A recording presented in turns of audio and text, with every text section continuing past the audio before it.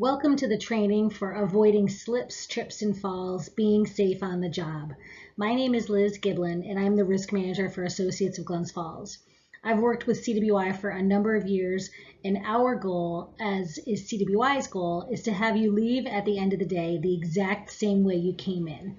Safe, happy, healthy. We're going to talk about some tips today to avoid slips, trips, and falls at your work and work safer.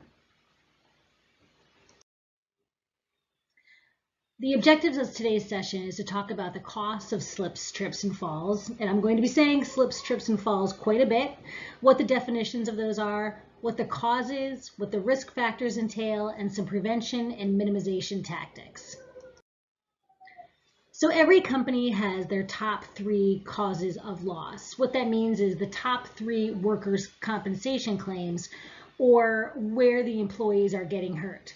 So for CWI, your 3 top causes of loss are slips, trips, and falls, caused by third party, which means caused by an individual or behavior, something along those lines, or lifting.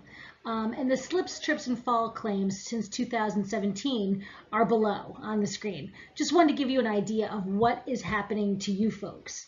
So as you can see, in 2019, there were 13 slips and trips and falls that resulted in $63,000 worth of claims cost. That was just for the slips, the trips, and the falls. Just to point this out, to give you an idea of exactly what's happening to you folks so that you can be safe, be cautious out there, and understand that slips and trips and falls are causing a good chunk of the claims that are coming in and a good chunk of your accidents so that you can know to watch out for things and be careful. Already in 2021, there have been a number of slips, trips, and falls, so something to be mindful of going forward, to be careful.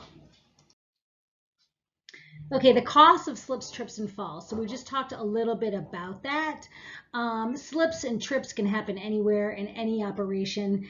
Unfortunately, they can result in small falls, but possibly a disability, possibly death.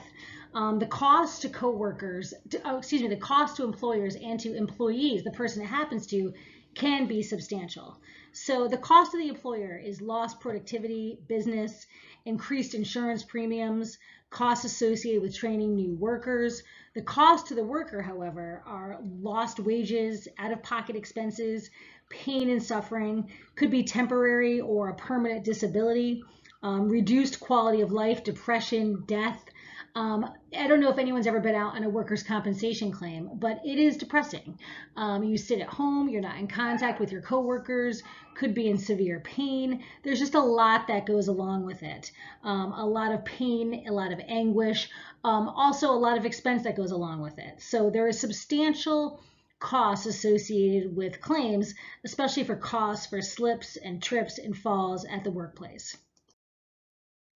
Okay, the definition of a slip is to slide along smoothly, resulting in a sudden mishap. So you're walking along and your feet just come out from under you. All of a sudden, you're just on the ground, on your back. You're not sure what happened. Basically, it's too little friction or traction between your feet and your footwear and the working surface you're walking on, resulting in a loss of balance. So I'm sure everyone who's listening to this has been walking along at one point or another and has just slipped. All of a sudden you go down and you don't know what happens. And it's painful. It's painful. So that's the definition of a slip. You're just walking along and you fall, whether it's on an icy surface, whether it's because of water, whether it's just a misstep, whether your shoes are, not wearing the proper footwear. It's just a misstep and you're down. Okay, a trip. Sliding along smoothly, resulting in a sudden mishap. So you are just walking along and you run into something, or you trip over something. Your foot or your lower leg hits an object. Your upper body keeps going while the bottom of your body is stopping. You are falling forward. You are falling over something, or you're stepping down to a lower surface and you're losing balance. We're going to talk a little bit further in the presentation about how to distinguish between steps, higher levels to lower levels. But a lot of times a trip is something is on the floor and you trip over it, or you are walking up a stair and you hit it and you trip and you land face first, or you're walking to a lower level and you just don't see it and you fall. So those are the trips. A fall is to descend freely by the force of gravity. So you are falling, whether it's on the, then there's two types. Whether it's on the same level, you're falling at the same level, you're falling from one to the other, or you're falling to a lower level, okay? Anything above 4 feet, anytime anyone's working, if you're working at height above 4 feet, requires something called fall protection. What that means is you have to be harnessed in, you have to be, if you're working on a roof, if you're working above 4 feet, you have to have some sort of fall protection so that if you do fall, you'll be able to save yourself and catch yourself. Falling from the same level, you're just walking along and you fall, or you are a little bit above and you fall down. These things do happen. Both can be deadly, both can cause extreme pain, both can be high claims, either a fall at the same level or a fall at the lower level, something to watch out for. Both can be deadly and both can lead to significant costs and accidents and injuries. Okay, so injury prevention. We talked about slips, trips, falls, what the definitions are, what the differences are. Slips, you're just walking along and your feet fall out from under you. Trip, you hit something and your bottom part of your body stops and the top keeps going. And falls, fall from a higher level or fall from a lower level. But what can we do to prevent this from happening to us? This is one of our causes of loss. What can we do? You take hundreds of steps every day, but how many of those steps do you take seriously? By taking a few minutes to understand how slips, trips, and falls can happen, we can understand how to prevent those injuries. So some injuries related to slips and trips and falls are sprains and strains, bruises, contusions, fractures, abrasions, lacerations. Your typical injury sites: knee, ankle, your foot, your wrist and or your elbow, your back, your shoulder, your hip, your head. For you folks in not-for-profit and social service in general, one of the top causes of loss, as I said, are slips, trips, and falls, usually resulting in a sprain or a strain, and it's usually your knees, your ankles, your backs. So these are all pretty typical for your industry. Again, even though it's typical, it's not a good thing. And this is why I tell you so you can watch out for it. Say, oh, I know my industry is falling and we're having strains in our backs. So be mindful of that, something to work on. So something you can take some steps to prevent that.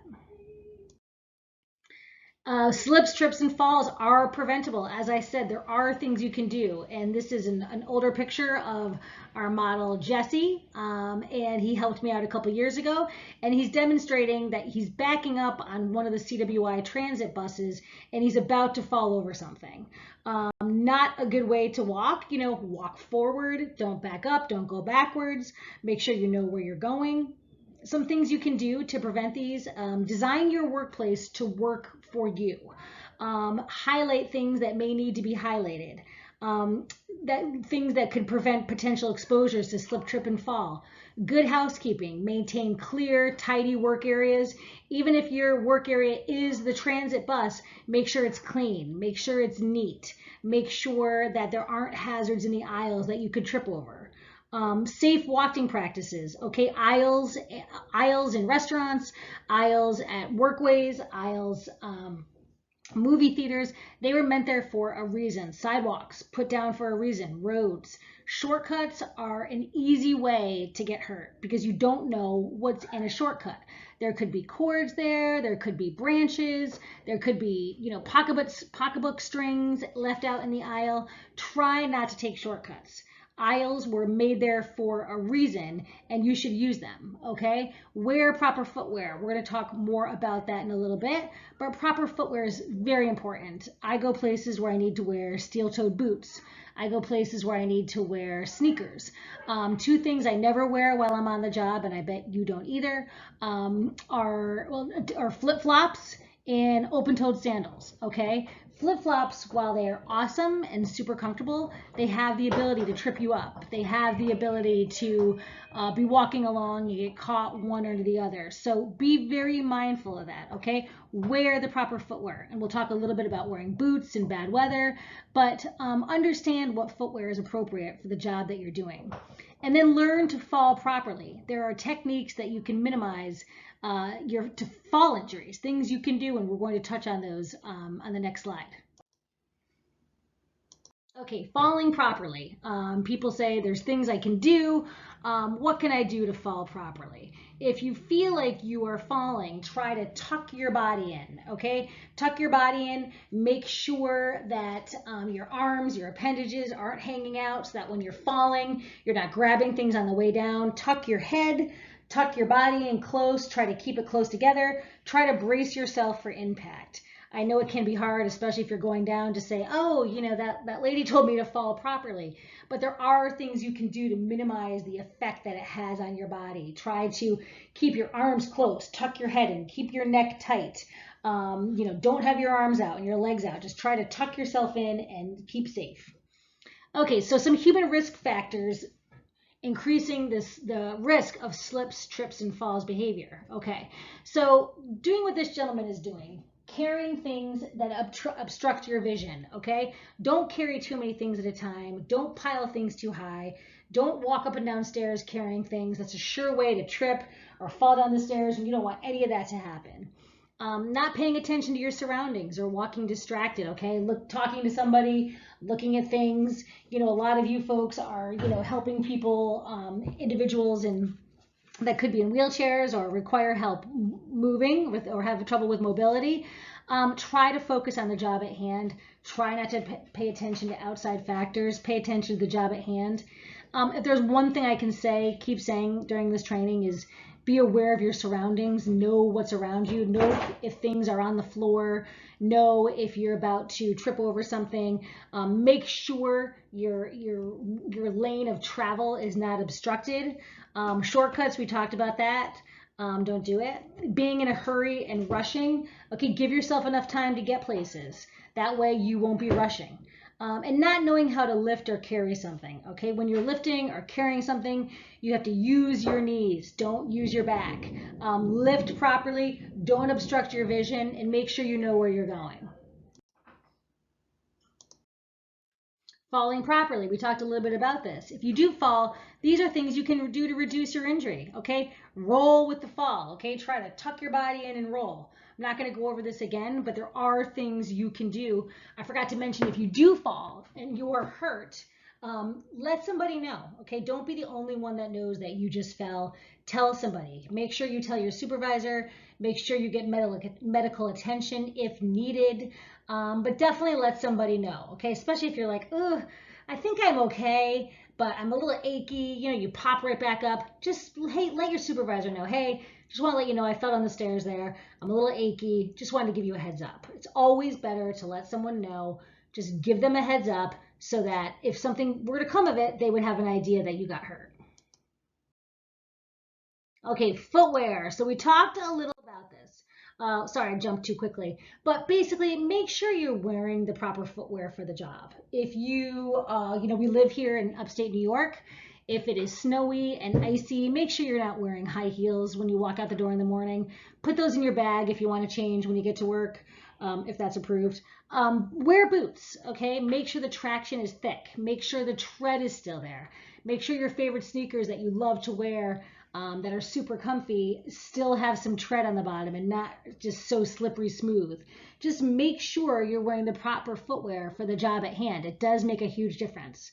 If you know that you're going to be on your feet all day, make sure your shoes are comfortable, okay? So you're not having, you know, a hard time, you know, keeping your footwear on, and that you're comfortable all day when you're working with consumers. Workplace design, okay, you've seen these things out before, these yellow designations. What this does is they highlight things to make it more apparent. It's a visual cue saying, hey, something is here. So the wheelchair ramp is saying, hey, this is where we want you to pull your wheelchair up.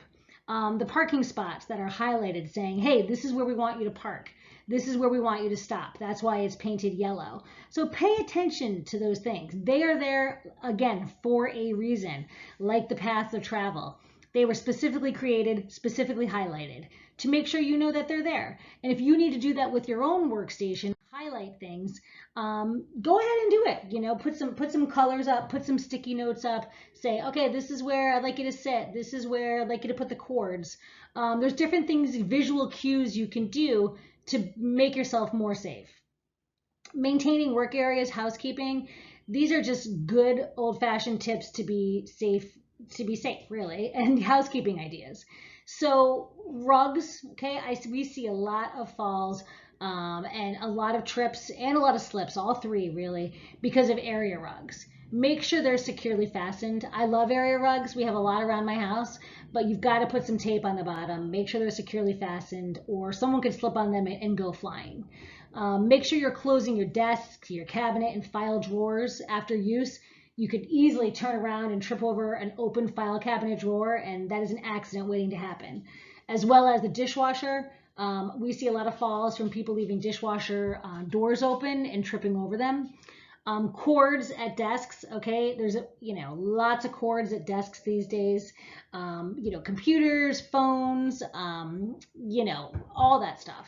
Make sure that they are bundled up. Get underneath there, get some cords, get some tape together and bind those cords up.